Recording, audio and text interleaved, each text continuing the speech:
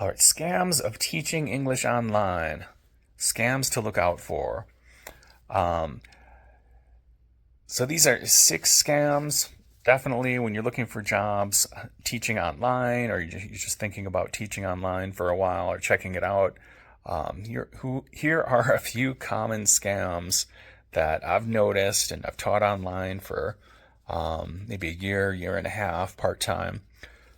So, number one, I think the biggest scam out there is the low pay.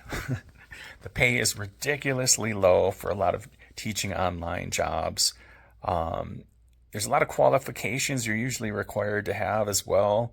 A TEFL certificate, and just the pay is really ridiculous. A lot of times it's not much more than, I don't know, $9 or $10 an hour or something. So low pay is the first number one red flag and scam to look out for. Number two, with a lot of companies, you make yourself available, but then you don't get booked. So you're just kind of hanging around. Um, you've opened that time on your schedule, but you don't get any students, and so it's not a good use of your time. The company I worked for guaranteed only about 5 hours per week, and I think they could have easily increased that amount, just so you're not wasting your time by opening these hours on your schedule and then not getting booked. I mean, sometimes you wake up early, just seeing if anyone's booked, and no, you're there at your computer ready to go, and you're not being booked.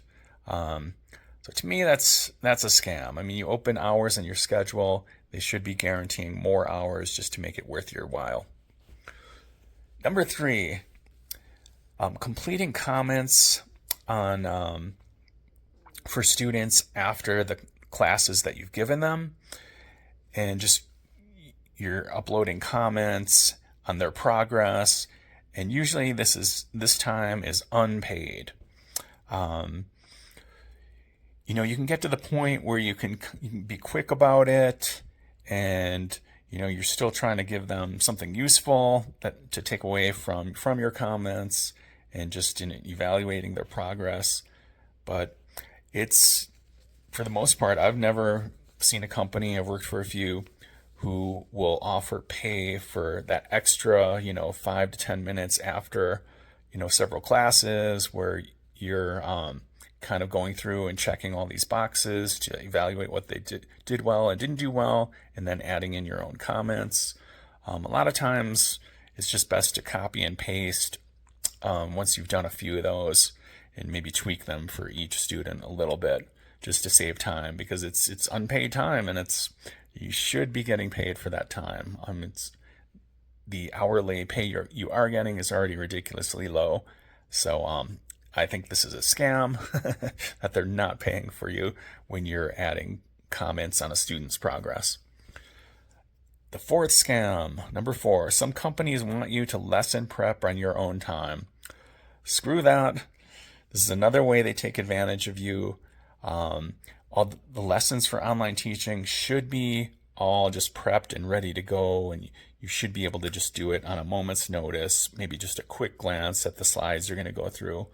But for any kind of lesson prep, that some companies will want you to do it all on your own time, and in my opinion, it's just another way they take advantage of your time they should be paying you for.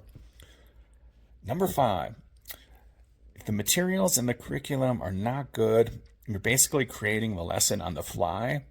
You're coming up with questions to ask, trying to fill the time. That can be okay if you've done it before. You usually have like a bunch of questions and ideas in your back pocket for those situations. But for the most part, you want a decent lesson with enough material to fill the time. So you don't need to be creating the lesson on the fly, so to speak. That creates more stress than is necessary.